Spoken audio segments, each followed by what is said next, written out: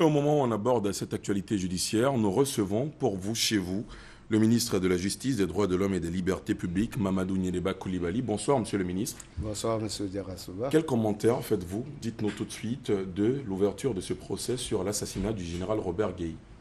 Eh bien, je me félicite que ce procès ait maintenant lieu. Vous savez que c'était un événement, la mort du général Gueye, c'est un événement qui a marqué l'histoire de notre pays. Il y a eu beaucoup de rumeurs aujourd'hui où la justice va avoir l'opportunité de fixer les charges et de reconnaître ceux qui seront poursuivis, parce que pour l'instant, c'est de ça qu'il s'agit. Ce n'est pas encore le procès. Ce sont des procédures qui vont se mener, comme le disait le commissaire. Eh bien, moi, je suis heureux que la justice militaire, tout comme la justice civile ivoirienne, progresse dans les événements qui ont jalonné notre pays. D'accord, justement, parlant de la justice civile, monsieur le ministre, vous le savez, l'actualité judiciaire est aussi marquée par le procès de l'ex-première dame Simone Gbagbo. Aujourd'hui, le gouvernement ivoirien dit n'avoir aucunement interféré dans la condamnation de Simone Gbagbo. Mais bien sûr que le gouvernement n'a pas interféré dans la condamnation de Simone Gbagbo. Simone Gbagbo a fait l'objet de procédures judiciaires comme tout citoyen de Côte d'Ivoire. Et vous avez bien noté, aujourd'hui, on parle des personnes condamnées, mais à l'issue de ce procès, il y en a eu qui ont été acquittés, dont certains de vos collègues d'ailleurs. Donc c'est la preuve que la justice a travaillé en toute sérénité, a trié les responsabilités, a choisi les personnes contre qui les jurés. Parce que ce qu'il faut noter, c'est que les procès d'assises mettent à contribution la société civile. Les jurés, ce sont des personnes qui représentent la société dans laquelle nous vivons. Ils ont leur ressentiment. Ils ne sont pas des techniciens, certes, mais lorsque le procès se déroule, leur avis est demandé, le quantum de la peine est partagé avec les membres du jury. Et donc, à notre avis, la justice a fait son travail en toute sérénité. Et au lendemain de ce verdict donné par la justice ivoirienne sur le cas de Simone Gbagbo, Human Rights Watch a annoncé aujourd'hui qu'il ne renonçait pas à au transfèrement de l'ex-première dame ivoirienne à la CPI. Qu'en dites-vous? Mais Human Rights Watch demande actuellement que la première dame soit déférée devant les juridictions internationales. Mais la Côte d'Ivoire a suffisamment indiqué sa position dans ce domaine-là. Nous venons de le démontrer, parce qu'il faut reconnaître que le doute existait. Personne ne donnait cher la justice ivoirienne de pouvoir conduire à terme un tel procès. Le nombre d'inculpés, les circonstances, parce que ça fait bientôt 18 ans que nous avons rompu avec les assises. Donc en les reprenant, personne n'imaginait que nous aurions pu aller à terme de ce procès. Mais vous avez suivi les débats, ils ont été libres. Certains ont dit des choses qui, sous d'autres ciels, n'auraient pas pu être admis, ce qui démontre bien que c'était un procès libre, transparent, et que les charges qui ont été retenues ont été avérées contre les personnes. Que Human Rights Watch demande que Simone Gbagbo aille à la CPI, je ne sais pour quelle raison. Parce que si c'est pour les infrastructures, nous les avons. Si c'est pour notre capacité à juger, nous venons d'en faire la preuve. Nous continuons à dire que nous sommes mieux placés que toute autre juridiction pour juger Simone Gbagbo.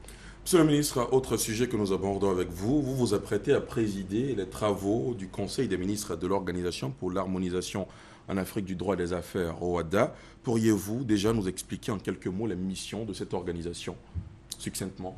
Oui, merci. L'Organisation pour l'harmonisation en Afrique du droit des affaires est une institution d'intégration juridique qui a été mise en place par 17 États, et cela depuis 1993.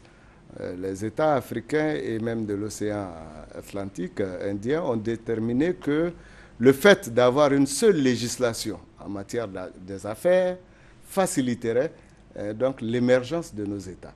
Ils ont donc mis en place à Port-Louis cette institution qu'est l'OHADA. L'OHADA aujourd'hui, après plus de 20 ans, donc, a son siège qui est transféré momentanément en Côte d'Ivoire, parce qu'il faut le dire, le Conseil des ministres est présidé chaque année par un État membre.